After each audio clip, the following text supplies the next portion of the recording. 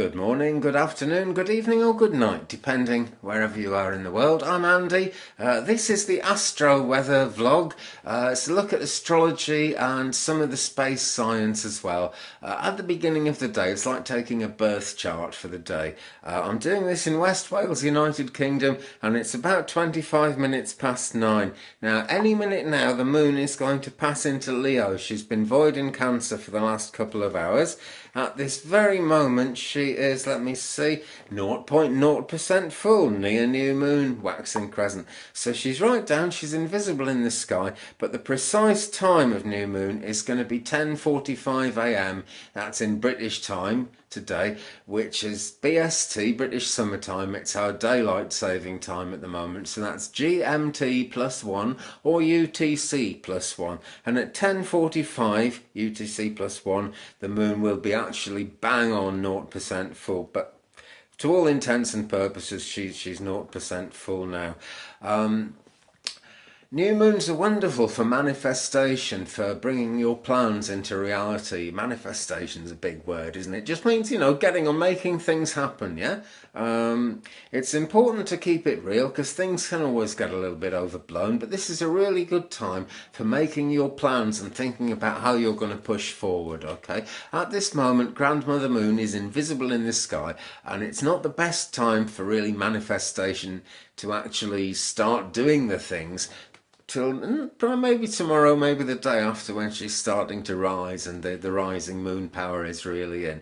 But at the moment, she's bringing you ideas to, she's helping you work through your ideas as well.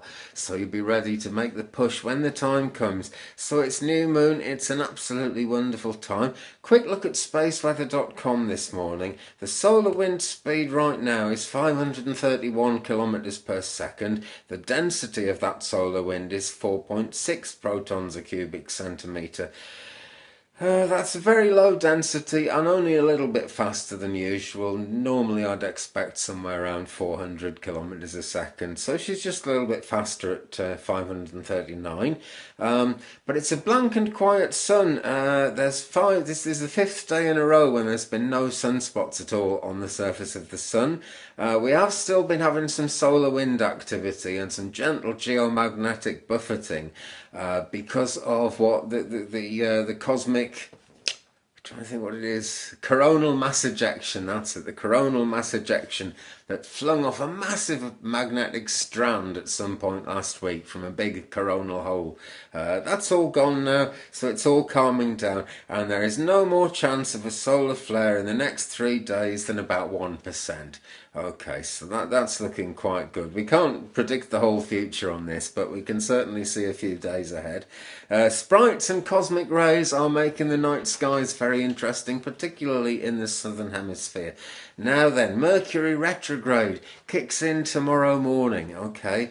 I'm going to do a brief talk about this now because it's what I do, but I will make a separate video about this. I might make several videos as we go through.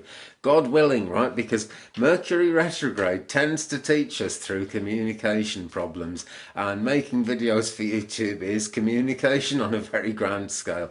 So who knows? I mean, I'm planning to make this series of videos, but my house might burn down or something. Fingers crossed, touch wood, it won't.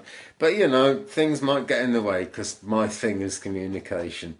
Actual time of Mercury retrograde is going to be on the evening of the 12th of August in North America, and in UK here it's going to be on Sunday the 13th of August.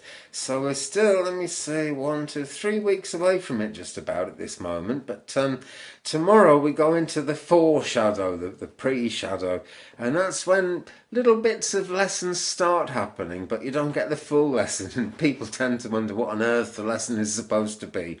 But just take things with a pinch of salt. Take things on board, don't dismiss them. Take things on board, maybe even take them to heart, but don't get worried about things.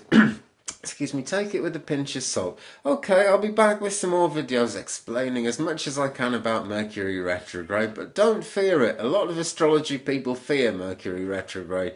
All it's doing is making you aware of shadows in your own awareness, okay? And that in the end makes life a lot better. Thanks very much for looking. Leave me a comment, maybe like and subscribe if you'd like to. And if you could share my video about the place, please. It helps me get the word out.